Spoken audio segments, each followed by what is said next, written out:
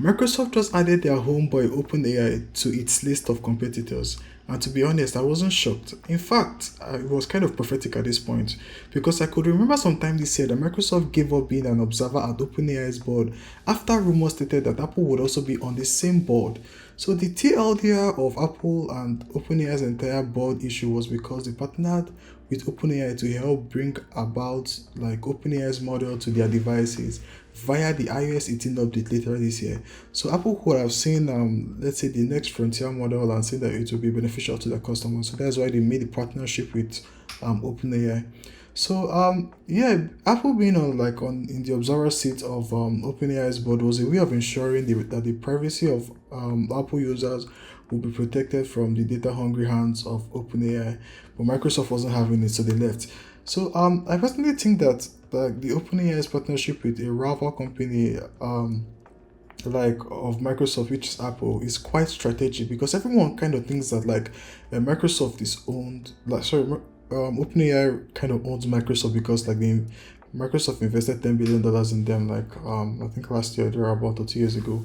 So this partnership like move like really shows like how like untrue and ironical like the ownership claim of OpenAI is by like almost everyone on Twitter and in the tech space. Like they don't own these guys. These guys run their shit. Um. This next move by OpenAI was the one that kind of broke the camel's back with Microsoft because like Microsoft said, nope, you guys are kind of sus. Like nah, you guys are going to be placed on the watch list. So what happened was that OpenAI launched a like let's say a flavor of their model called Search GPT. It was OpenAI's plan on making an integrated browser in their ChatGPT app. So like I said, Microsoft spent like in Microsoft's mind it to be as though it spent like $10 billion on them. They took OpenAI in, gave them a place to like host their models and also still make bread on top, and that's how OpenAI plans to kind of repay them. Nah, it doesn't make sense. So they have to be on the watch list. So speaking of dwindling relationships that are soon going to be lost, Intel announced that they plan to lay off 15% of their staff by the end of the year due to a poor earnings report.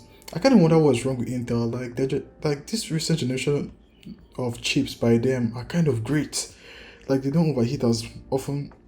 They offer good performance per watt. They optimize for the best battery life in their host devices. And with that, this is our next generation Lion Cove processor that has significant IPC improvements and delivers that performance while also delivering dramatic power efficiency gains as well. And Intel also seems to have strong leadership and support by the government and other like grants and shit by the government. But I don't know what's going on and they keep having like let's say the almost at this point had never meet up with like their quarterly target. I really don't know what's going on, but I think it has to do with something. It has to do with AI or thereabout because like their counterparts like Nvidia seem to be doing very well as the most valuable company in the world, and thanks to AI. But I feel they should be competitive. If not, they wouldn't like stand a chance. Like, and what would I say? And in the coming years or the coming decades.